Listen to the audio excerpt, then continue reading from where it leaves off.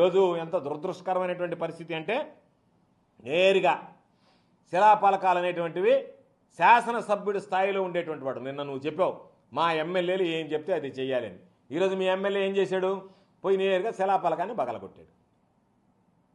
ఎంత ఘనకార్యం, ఎంత గర్వించదగినటువంటి విషయం.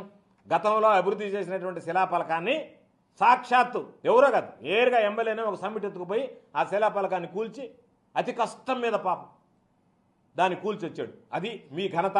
నువ్వు నేను చెప్పినటువంటి దానికి వెంటనే ఆచరణలోకి వచ్చింది. నేను ఈరోజు చెబుతున్నా, గుర్తుంచుకోండి, ఎమ్మెల్యే కావచ్చు, ఎవరన్నా సాధారణ వ్యక్తి కావచ్చు, ఎవరికి పదవి అనేటువంటిది శాశ్వతం కాదు. ఎవరికి పదవి అనేటువంటిది శాశ్వతం కాదు. ప్రభుత్వాలు మారుతూ ఉంటాయి. ఒకసారి అధికారంలో ఉండేవాడు ప్రతిపక్షంలోకి పోతాడు, ప్రతిపక్షంలో ఉండేవాడు అధికారంలోకి వస్తాడు. నేను ఈరోజు చెప్తున్నా, రేపు మరలా ప్రభుత్వం మారుతుంది. చంద్రబాబు నాయుడు మళ్ళీ ప్రతిపక్షంలోకి పోతాడో, అసలు చంద్రబాబు నాయుడు ప్రతిపక్షంలో ఉండడో కూడా తెలియని పరిస్థితులు వస్తాయి. మరలా ప్రభుత్వం మారినప్పుడు ఏ వ్యక్తులైతే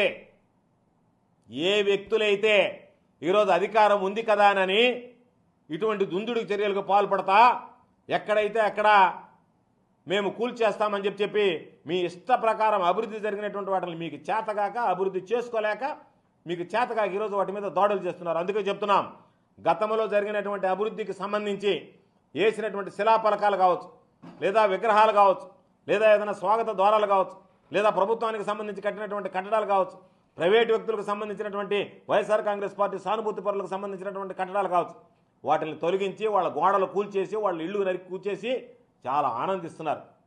మీరే ఏ వ్యక్తులైతే ఈరోజు కూల్చారో ఆ వ్యక్తులే తిరిగి దగ్గర ఉండి వాళ్ళ చేతుల మీదగానే వాళ్ళ ఖర్చుతోనే వాటిని మరలా పునర్నిర్మించేటువంటి విధంగా చర్యలు తీసుకుంటాం. ఎవరిని విడిచిపెట్టేది ఉండదు, గుర్తుంచుకోండి. అధికారం ఎవ్వరికి శాశ్వతం కాదు. అధికారం ఉందని విర్రవీగుతున్నారేమో, అధికారం ఎవ్వరికి శాశ్వతం కాదు.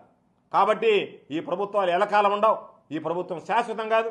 ఈ ప్రభుత్వం మారిన తర్వాత రేపు రాబోయేటువంటి రోజుల్లో ఎవడైతే ఇటువంటి దుందుడికి చర్యలకు ఏ కార్యకర్త అయినా సరే, తెలుగుదేశం పార్టీకి సంబంధించినటువంటి చిన్న కార్యకర్త దగ్గర నుంచి శాసనసభ్యుడి దాకా ఎవరు ఇటువంటి కార్యక్రమాలకు పాల్పడ్డా ఎవరిని విడిచిపెట్టేది ఉండదు.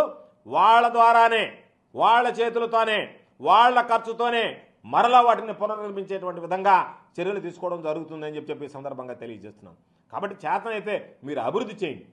4 శిలాఫలకాలు వేసుకో. ఒక శిలాఫలకం మాకు సంబంధించినటువంటి శాసనసభ్యుడో, మాకు సంబంధించినటువంటి పార్లమెంట్ సభ్యుడో, శాసనమండలి సభ్యుడో, మంత్రో, ప్రజాప్రతినిధో వేస్తే నువ్వు 4 శిలాఫలకాలుగా వేసి ఇదిగో నేను ఇది సాధించాను వీళ్ళకన్నా ఎక్కువ అని చెప్పాలి తప్ప శిలాఫలకాలను కూల్చివేయడం, శిలాఫలకాలను పగలగొట్టడం అది ఘనకార్యం అనుకుంటే అంతకన్నా సిగ్గు చేయటం అనేటువంటి విషయం మరొకటి ఉండదు.